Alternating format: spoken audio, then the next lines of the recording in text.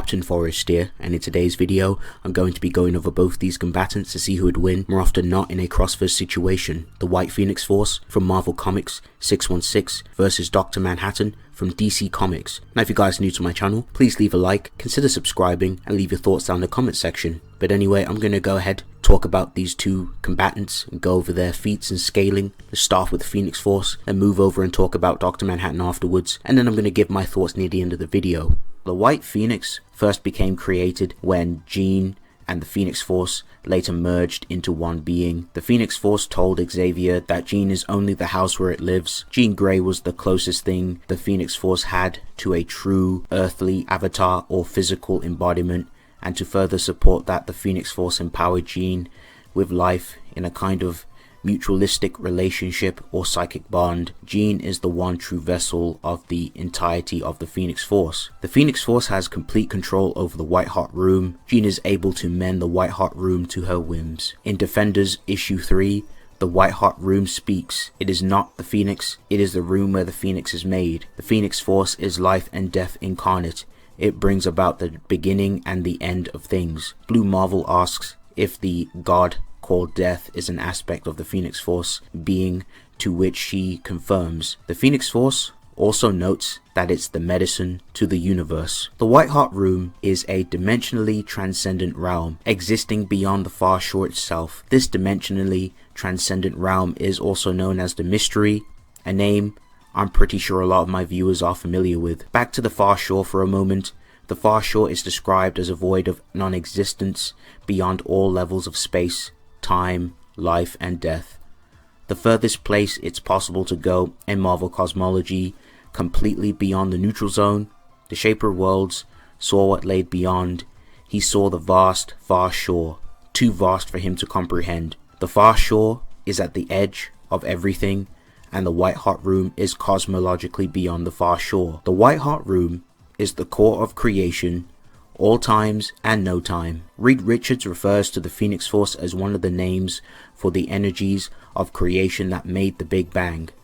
Reed notes to Johnny, he even says, "Johnny, we were made, the Fantastic Four, by cosmic rays. Galactus was transformed by the energies of creation itself. Call it the Big Bang, or the Phoenixforce, or what have you.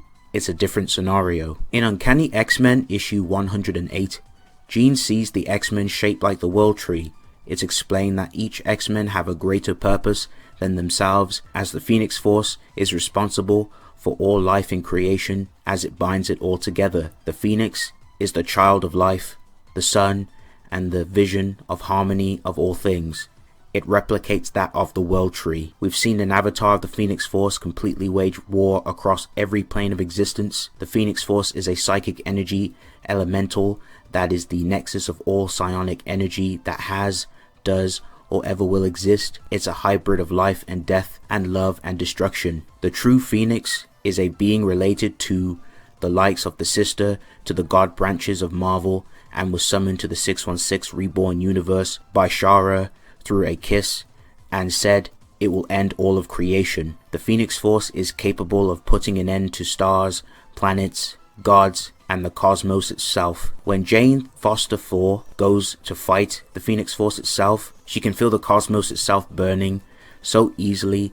This can be interpreted as the Phoenixforce having enough power to even destroy the 8th cosmos itself, as the Phoenixforce can burn all and everything in relation to existence, which relates to eternity in this context.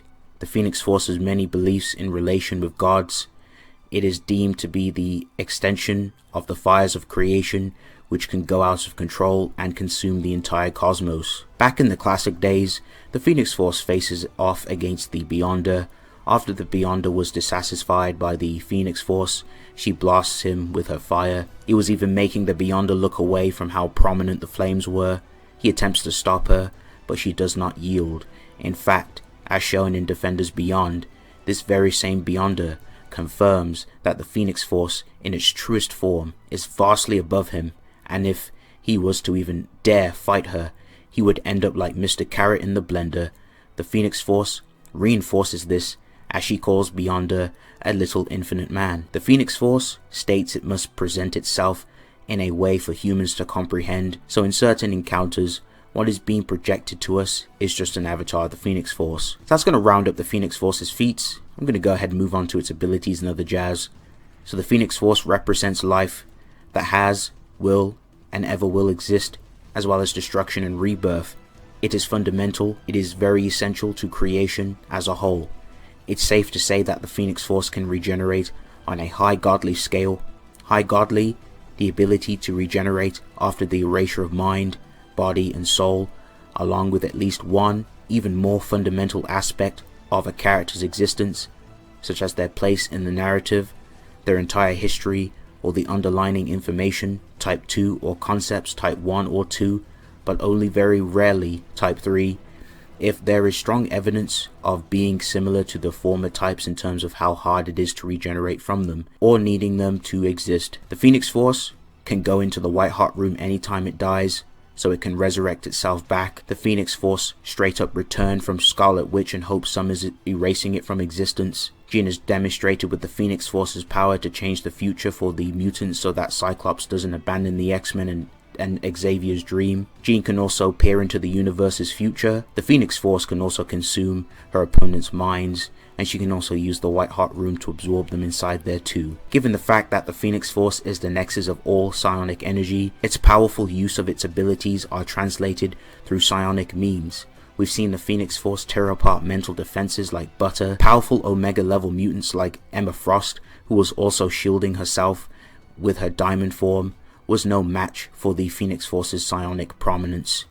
This is very impressive because this very same diamond form was used to seal off Emma Frost's emotions and protect her mind from a piece of the void from Sentry trapped inside her head. Jean has also used her psionic powers to turn Colossus' steel back into a human form.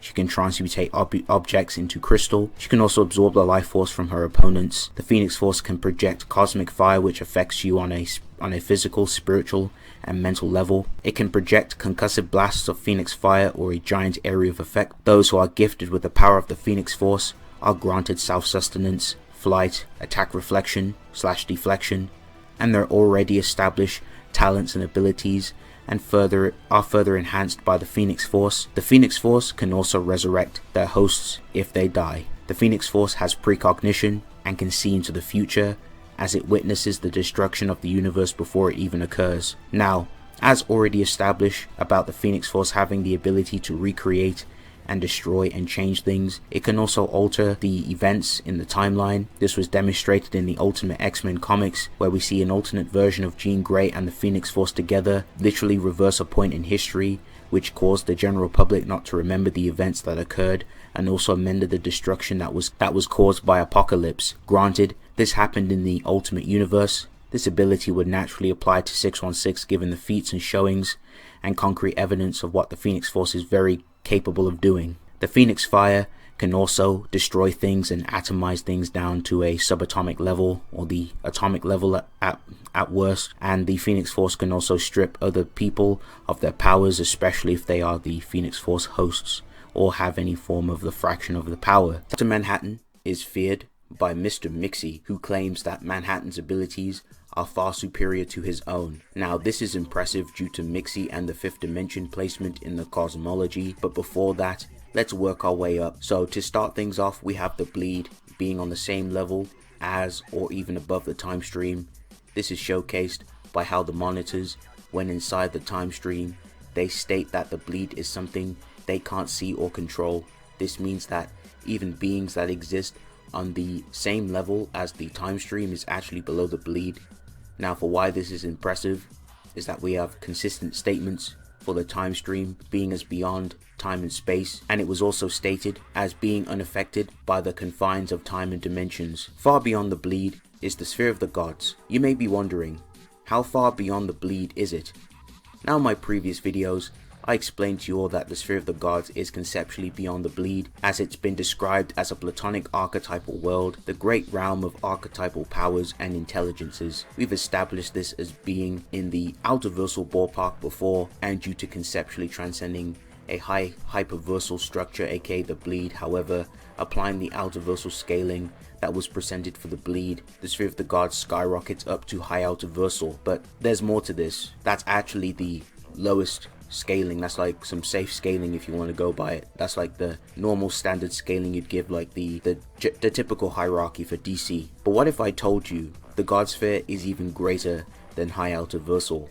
Well folks, watch and learn as I take the DC cosmology to new heights. There is more information as regards to the God Sphere. The Spectre states that there are different levels of heaven. When he was explaining to a dead soul what heaven was, he notes that his existence on earth and universe is a dream. Once he takes this soul to the gates of heaven, he tells him that every higher heaven is a higher level or a more fundamental dream than the lower heaven. Essentially, we know the lowest heaven is at least conceptually beyond everything below it, and since the sphere refers to both the mortal plane and the heavens as dreams, we can say that every higher dream or heaven would be a conceptual gap. Another thing that would support the conceptual gap is that dreams in DC have been repeatedly stated to be archetypal, and Dream of the Endless himself has stated a human's dream allows you to enter the dreaming, another realm in the God Sphere. The reason for why heaven would be extraversal is attributed by these points. When the Phantom Stranger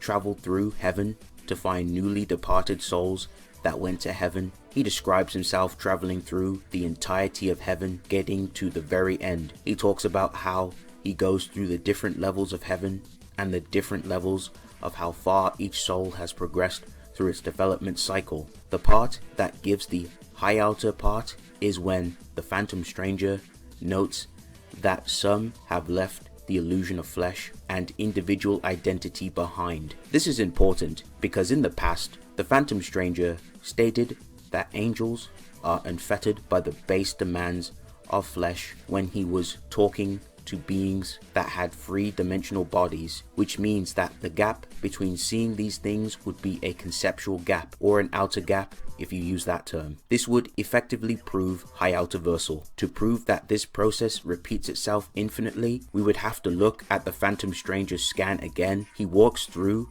to the end of heaven, and when he gets to the end, he finds the newly departed souls he was searching for, which means that the baseline heaven would scale above everything I mentioned, and then it would start its own development cycle and have the same type of conceptual to outer gap. Zoriel even mentions how these souls would then depart to even deeper levels of heaven, showing that not only are they going to get more developed, but that heaven is that big to contain this all. Then a new heaven would form from a soul that sits on top of that, and this would repeat infinitely, meaning that this gets to extraversal. Very impressive. Another thing that supports 1S heaven and 1S God Sphere in general is because hell is a realm that is the same size as heaven. It's even stated that there are many hells as there are souls in creation. Hell is stated to be a metaphysical realm, meaning that each hell in the hierarchy is a higher level of metaphysics, further supporting the conceptual gaps of each layer in heaven. Something physical can't reach something metaphysical, and this is because the first level of metaphysics is beyond the concepts of space, time, and dimensions, and each hell would be a higher level of metaphysics. Now after the sphere of the gods, we have limbo, which is at least infinitely to inaccessibly beyond the sphere of the gods, followed by the monitor sphere. The monitor sphere is an archetypal realm and fundamental world where everything is more profound and absolute, and was described as a realm of nothingness beyond the multiverse, the bleed, the sphere of the gods, and even limbo, which means it's conceptually beyond everything I previously mentioned. The source wall is stated to be beyond infinity. The source wall is the edge of creation. The new gods have spent a long time trying to figure out the secrets of the source, but could never get past the source wall, and since the new gods have access to things like boom tubes, which can make a human the same size as a new god, that means boom tubes can allow you to go to the realms conceptually above you, but they couldn't figure out a way to get past the source wall, which means they can't boom tube themselves past the source wall, and therefore conceptual layers can't reach the source wall. During Green Lantern Godhead, it was shown repeatedly that new gods can boom tube themselves past the monitor sphere, which is conceptually beyond the God Sphere. Now, the fifth dimension. There is an interesting statement by Hourman, who notes to Shazam, who is also extraversal, stating that the creatures in the 5th dimension and their abilities are far beyond our man's, as our man's are beyond Shazam's. This is very impressive and a really good statement, demonstrating an extraversal difference of the 5th dimension and those with the power of it in comparison to others below it. As showcased in previous videos, all of creation exists outside the 4th dimension. Then we have the 5th dimension. The 5th dimension is described as existing everywhere, and that it's outside of time, which is the name of the 4th dimension. Now the 5th dimension is described as a higher plane of existence that's more complex than the lower forms. Mixie also tells us that beings like him couldn't exist in a higher dimension, showcasing how beings from lower dimensions can't exist in higher ones.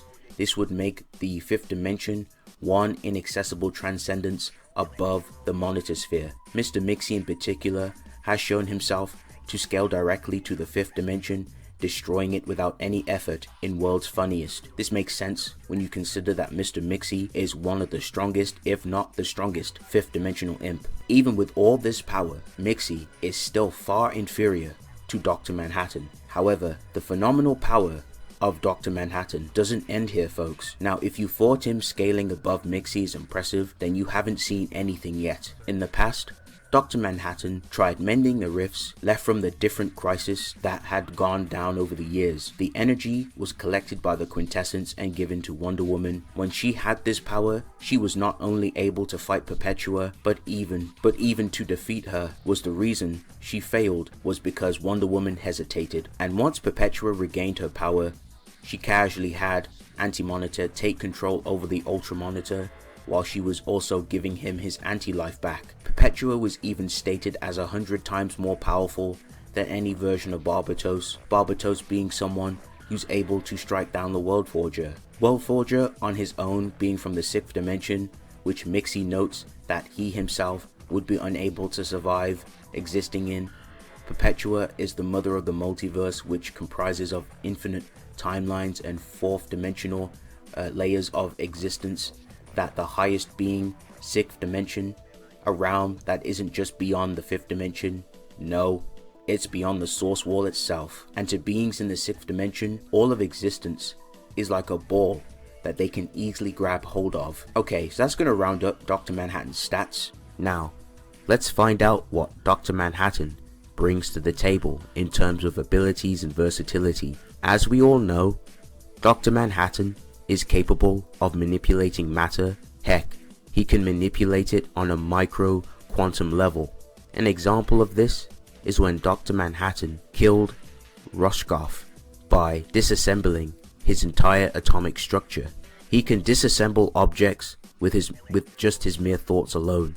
We've seen Manhattan use absorption tactics. This is shown when he absorbed energy from the Green Lantern's ring and absorbed magical attacks. Wally West states that John is full of connective energy, which is essentially a form of positive cosmic energy, opposite in nature to the negative crisis energy wielded by beings like Perpetua. Oh, remember what I mentioned previously at the start of Manhattan's AP scaling? You know, the part where Mr. Mixie states that Dr. Manhattan's abilities are far superior to his own.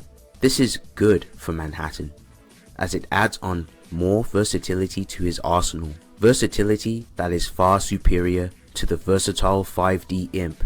You may be wondering, what does Mixie have? Well, let's find out, folks. Mr. Mixie has been shown to unmake the art and plot. Mixie was able to turn Superman into a cartoon and gave Superman cartoon physics. Emperor Joker, who has Mixie's powers, made a few superheroes into his own image by changing what their powers were. Something else to keep in mind, reassembling himself was the first thing that Dr. Manhattan learned. He has walked on the surface of the sun and experienced events that would be far too fast for humans to comprehend. Dr. Manhattan experiences firsthand the reboots in DC's continuity, and yet he remains unaffected. And additionally, John exists in every timeline simultaneously. This essentially means that Dr. Manhattan has acausality type 1 and 3. Type 1, time paradox immunity. Characters with this type of acausality are rendered immune to changes in the past and standard temporal paradoxes, but remain just as vulnerable in the present and can be affected by normal causality manipulation and similar abilities. And type 3, temporal permanence. Characters with this type of acausality are incredibly difficult to kill, as other versions of themselves from other points in time and or from other universes can survive the destruction of the original and act in their place.